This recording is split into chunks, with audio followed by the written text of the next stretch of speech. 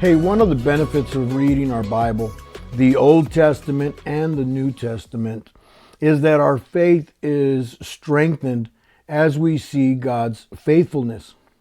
For example, when God promised that He would bless the world as He was speaking about Jesus coming into the world, He promised that this blessing would come through Jacob and the nation of Israel. And ever since He made that promise, the devil worked at trying to disrupt God's plans by going after the nation. You know, we see that when King Solomon died, the nation fell into division. They divided into a northern and southern kingdom, and very quickly both fell into false worship, going after false gods and other sinful things. So much so that when God decided, He used pagan nations to bring about judgment, and the nation was ultimately conquered and taken away into exile. Now, from a casual observation, one might think that this was a victory for the devil. But, when we read all of the scriptures in context, we see that this not to be the case. See, it was during this time that the nation of Israel was in exile that this institution of the synagogue came to be. You see, the people, although they were not in the land any longer, they had been carried off into different parts of the world. They still wanted to maintain their identity as a people of God. And so they created these synagogues as a place to come and worship because they didn't have the temple any longer. The temple was a central part of their nation. And now these Israelites that were scattered throughout the world, really, the known world at that time, what they did is they created these synagogues to become the center of their lives.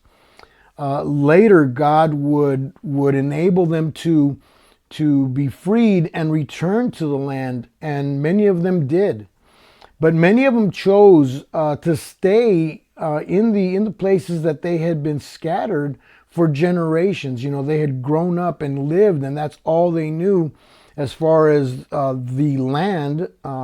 And so what they did is they just continued on worshiping and learning and using these synagogues as their central religious point.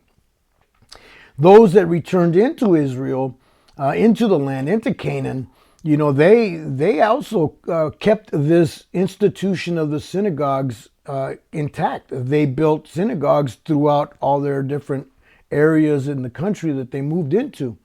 And these synagogues became the central part of Jewish life. Later, when Jesus came into the world and when He grew up to be an adult, when He started his ministry, His earthly ministry, it began by Him going into the synagogue at Capernaum.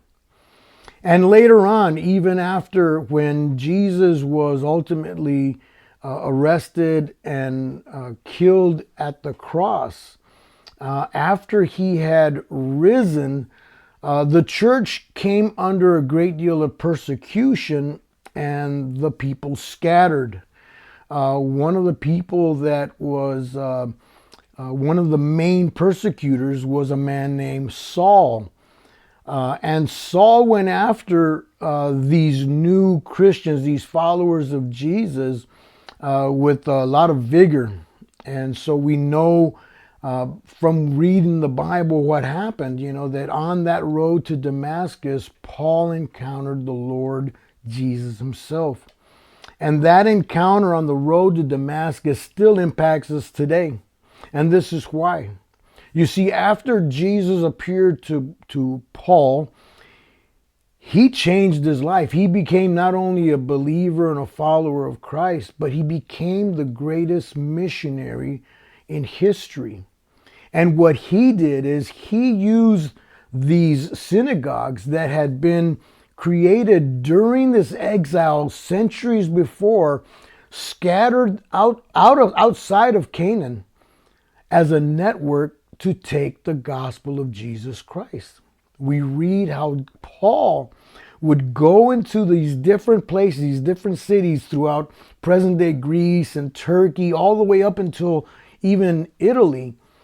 And what he would do is he would go into these synagogues and he would reason through the scriptures, through the Old Testament scriptures, the law of Moses and the writings of the prophets with the people there, and show them that Jesus was the promised Messiah.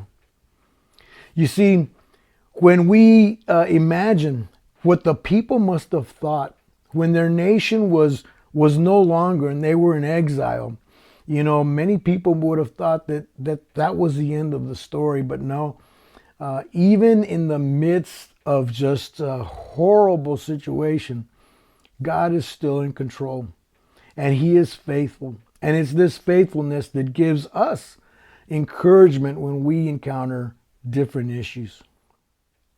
Hey, I hope you were blessed by this short sermon.